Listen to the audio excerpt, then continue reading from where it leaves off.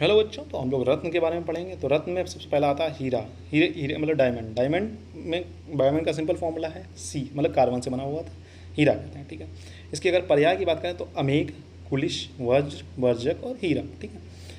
इसके भेद बात है नर, नारी और नपुंसक। नर जो होता है वो उत्तम होता है, नारी जो होता है केवल स्त्रियाँ इसे धारण कर सकती हैं, नपुंसक जो होता है वो सबसे अदम होता है, इसे कोई नहीं धारण कर सकता है। इसकी मात्रा अगर इसकी भस्म बनाते हैं तो इसकी मात्रा 1/32 से 1/16 रहती है। ठीक है।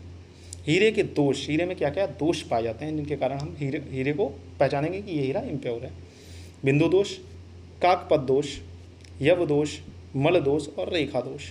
ग्रह लक्षण की बात करेंगे तो शशि के समान चमकीला, लघु, 8 फलकों से युक्त, 6 कोणों वाला, तीक्ष्ण। ठीक है। इसका सचाष्ट अष्टाष्ट फलकों, षट कोणे, मृषम गुरु। ठीक है। इस तरीके से इसका श्लोक है, चाहे तो आप श्लोक भी याद कर सकते हैं।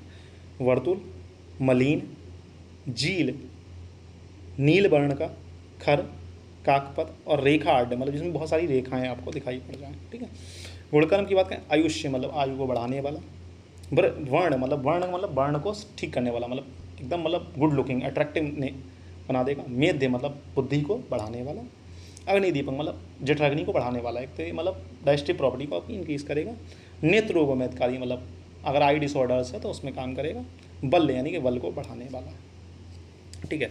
अब इसके बाद हम लोग बात करेंगे नीलम की। तो नीलम को जो है अंग्रेजी में सैफर कहते हैं, और इसका जो फॉर्मूला है वो क्या, Al2O3, मतलब एल्यूमिनियम ऑक्साइड। हिंदी में नीलम ही कहते हैं।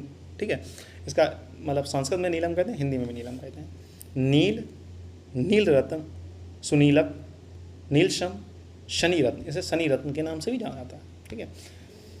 इंद्रनील और जल नील इसके भेद हैं। कौन कौन से भेद हैं इसके, इंद्रनील और जल नील। इसकी अगर मात्रा की बात करें तो मात्रा 1/8 से आधा रत्ती इसकी मात्रा को इस्तेमाल करते हैं। कितना इस्तेमाल करते हैं, 1/8 से 1 आधा रत्ती। ठीक है। पिष्टी, अगर गुलाब का जल लेंगे या केवड़े का जल, मैंने क्या कहा था कि कोई भी अगर पिष्टी आपसे पूछे, कोई भी पिष्टी, ठीक है, किसी की भी पिष्टी पूछे तो आप क्या करेंगे, सिंपल गुलाब का जल या केवड़े का जल लेंगे। 3 से 5 दिन तक उसे पहले उसका चूर्ण बना लेंगे, फिर 3 से 5 दिन तक मर्दन करेंगे। मर्दन करने से जो पदार्थ प्राप्त होगा उसे कहते हैं हम लोग पिष्टी। ठीक है। जैसे नीलम की पिष्टी यहाँ पर बना रहे हैं। ठीक है।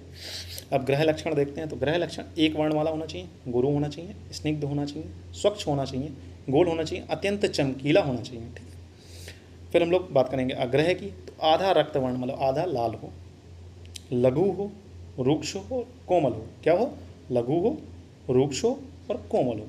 ठीक है। अब बात करेंगे इसके गुणकर्म की। तो ब्रश यानी कि एफ्रोडिक प्रॉपर्टी होनी चाहिए। वल्य, बल प्रदान करने वाला। वर्ण यानी कि मतलब अट्रैक्टिव नेचर प्रोवाइड करने वाला। साथ में दीपन हो गया, दीपन मतलब अग्नि को बढ़ाने वाला। त्रिदोष शामक, मतलब जितने भी तीनों दोष होते हैं, अगर वात, पित्त, कफ, इनमें से कोई भी अगर बढ़ा है तो तीनों दोषों को शांत करता है। ठीक है बच्चों, फिर मिलते हैं नेक्स्ट लेक्चर में। तब तक के लिए हैव अ नाइस डे। पढ़ते हैं मस्त।